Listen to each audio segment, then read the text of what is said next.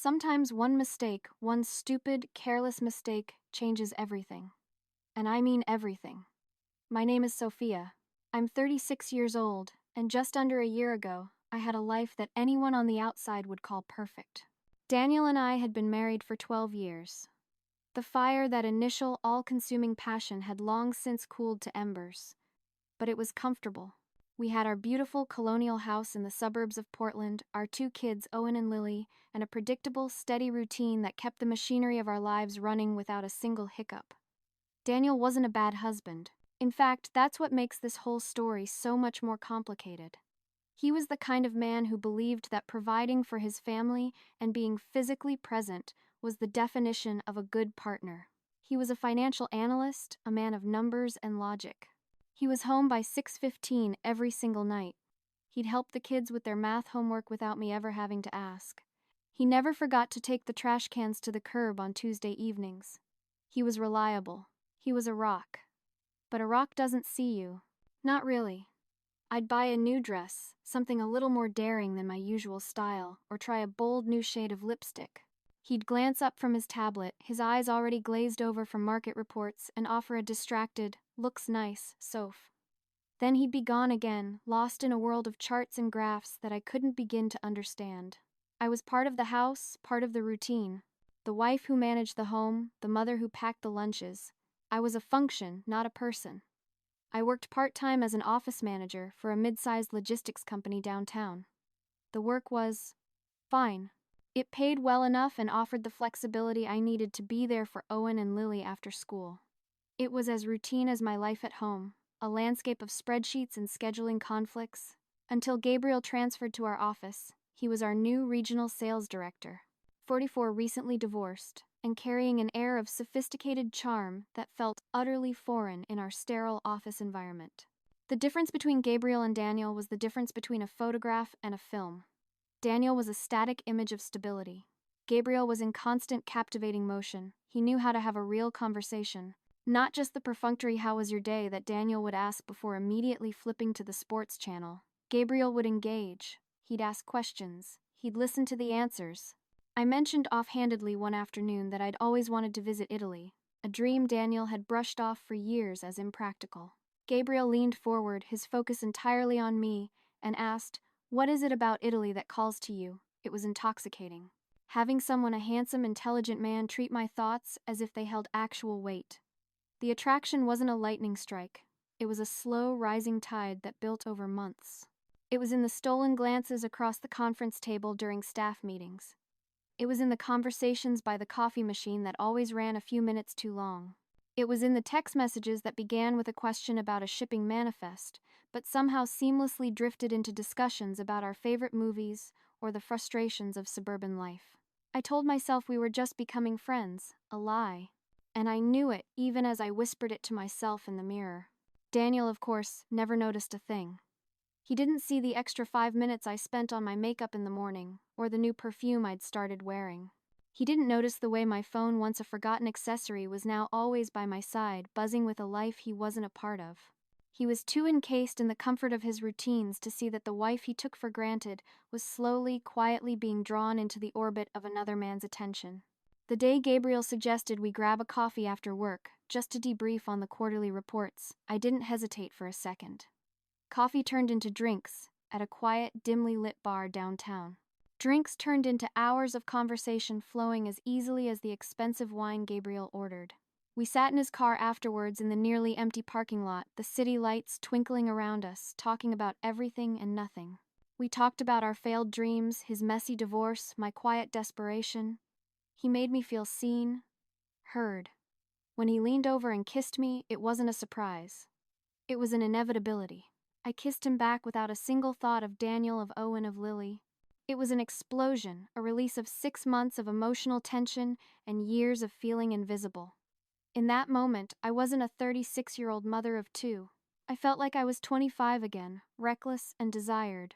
Gabriel didn't just appreciate me for keeping the household running smoothly. He desired me.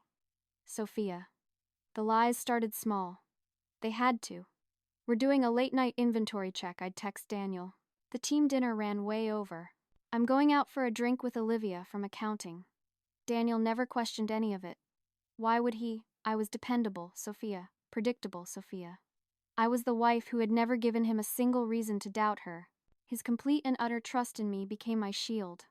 And my weapon. At the time, I felt entirely justified in using it. I deserved this.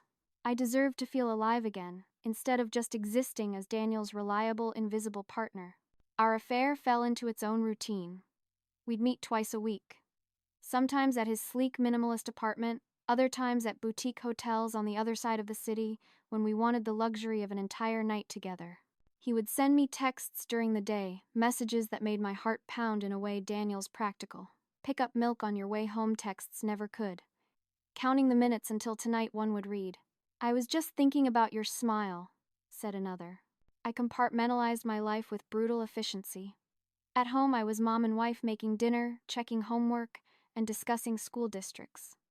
At work, and in stolen moments away from it, I was Gabriel's secret. The two worlds never touched, and I convinced myself that what Daniel didn't know couldn't possibly hurt him. He seemed perfectly happy in our bland, comfortable life.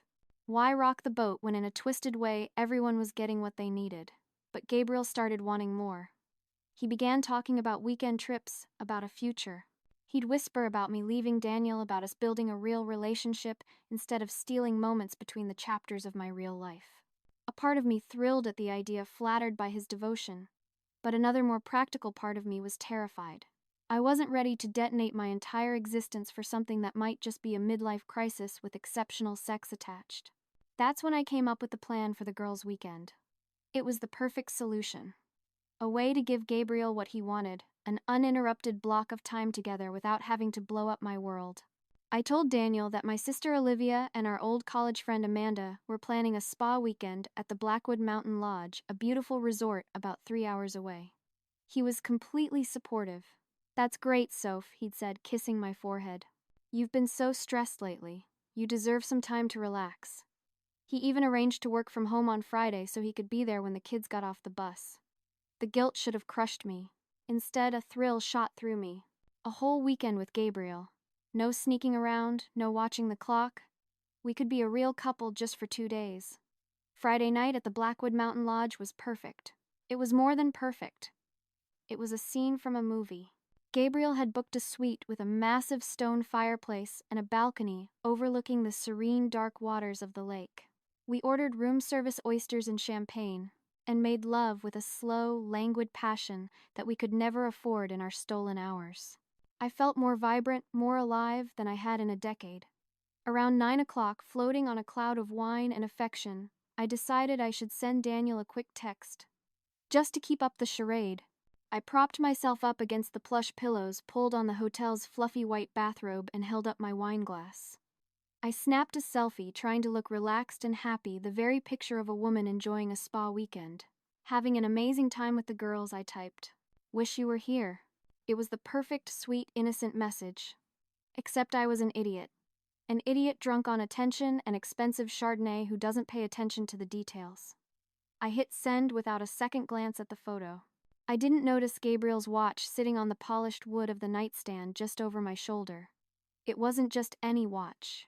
It was a heavy silver watch with a distinct dark blue face, a gift from his company that he wore every single day.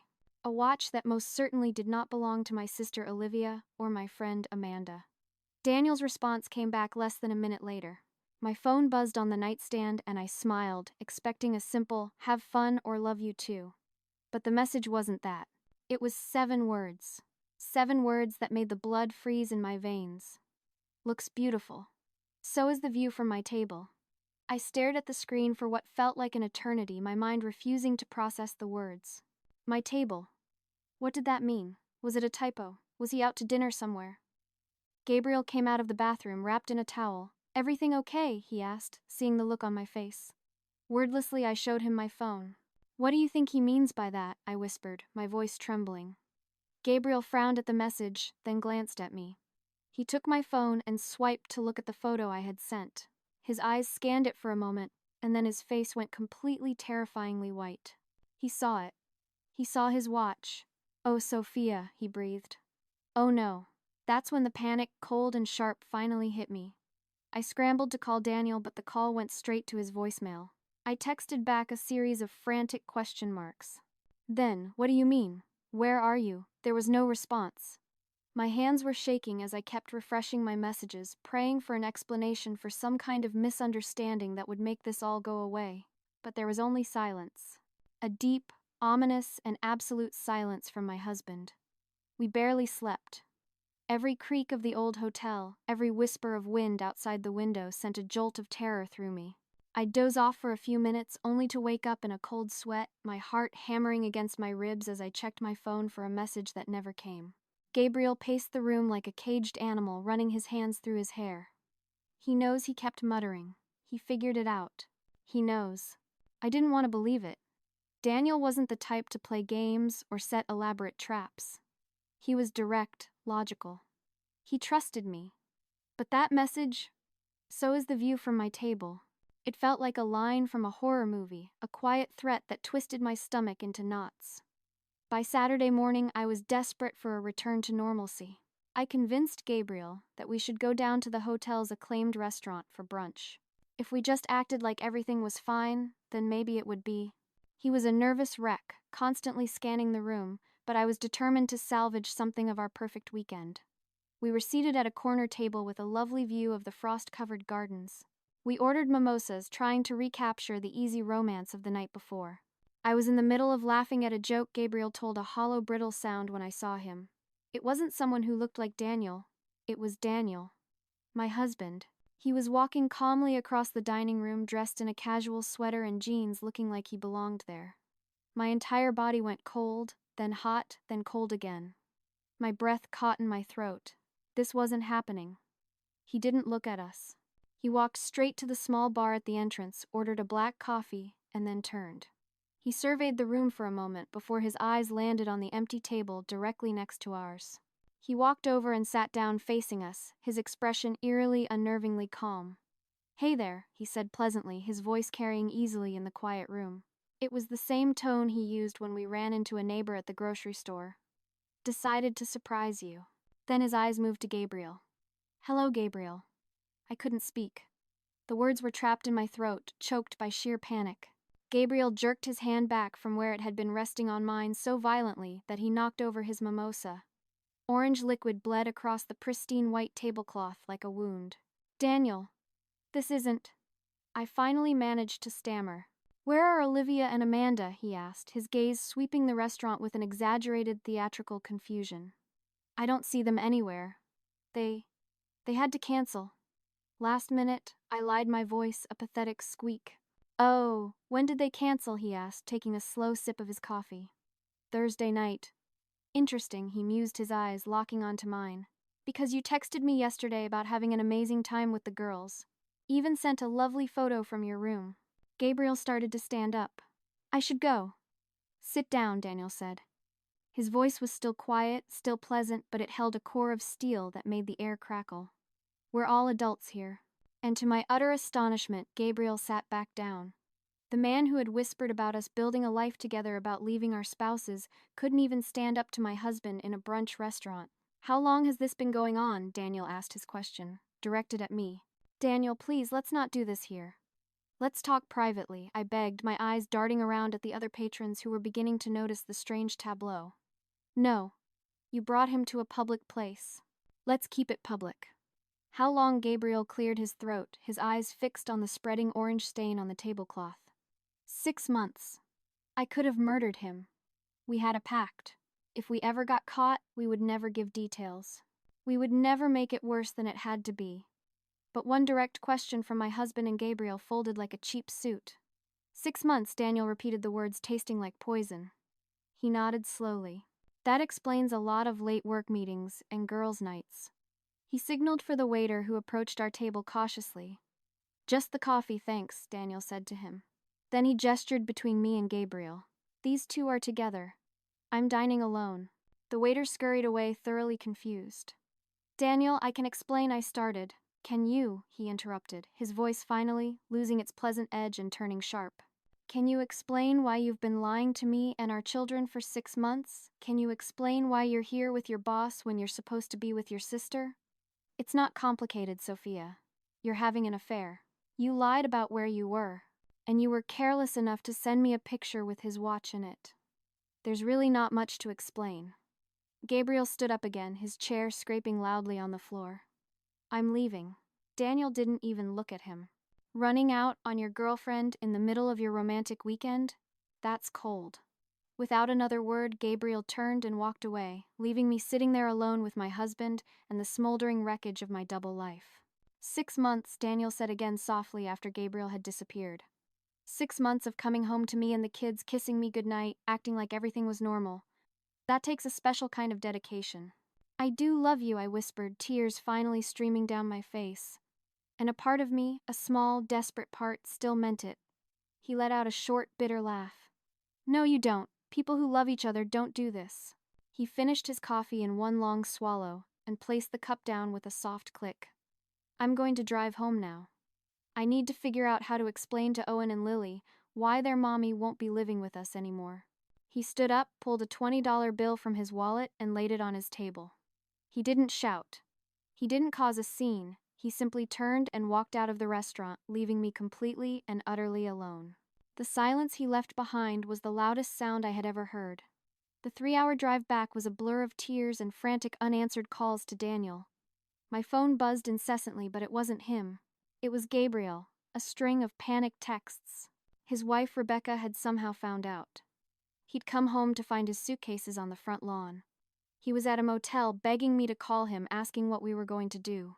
The grand, passionate love affair that had felt so monumental now seemed pathetic and small.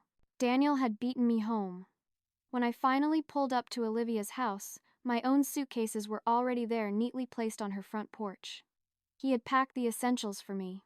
I used my key on my own front door, but it wouldn't turn. He had already changed the locks. The next few days were a cascade of consequences, each one hitting harder than the last. I was staying in Olivia's spare room, a humiliation made worse by the unspoken judgment in her eyes. She had always thought Daniel was too good for me. It turned out she was right.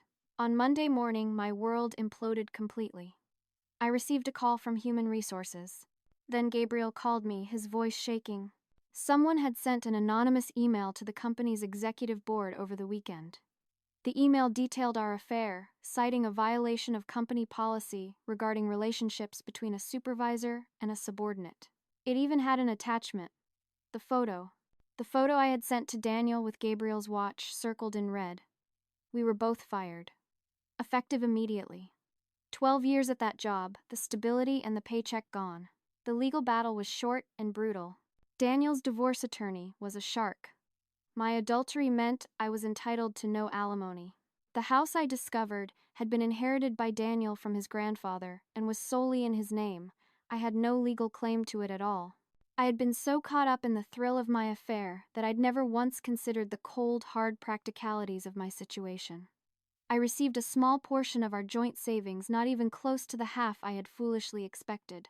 The custody arrangement felt like a punishment in itself. Every other weekend and Wednesday dinners, I was a visitor in my own children's lives. They were confused and hurt, and their innocent questions, "When are you coming home, Mommy?" were like daggers to my heart. Gabriel vanished after about a month. I heard through the grapevine that he'd moved to Houston to start over. His wife, a woman much smarter than I, had taken him for everything he had. So much for our epic love story. It turned out that once the secrecy and the thrill were stripped away, there was nothing left between us but mutual selfishness and a pile of rubble. It's been 10 months since that weekend at the resort. 10 months since one careless photo destroyed a life I had spent 12 years building. I work in retail now at a boutique clothing store, folding sweaters and managing the fitting rooms. I live in a cramped one-bedroom apartment above a laundromat that costs more than I can really afford. The constant hum of the dryers below is the new soundtrack to my life. The kids seem to be adjusting.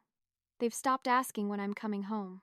That should make me happy for them, but mostly it just makes me feel replaceable. I saw Daniel last month at Lily's school play. I almost didn't recognize him.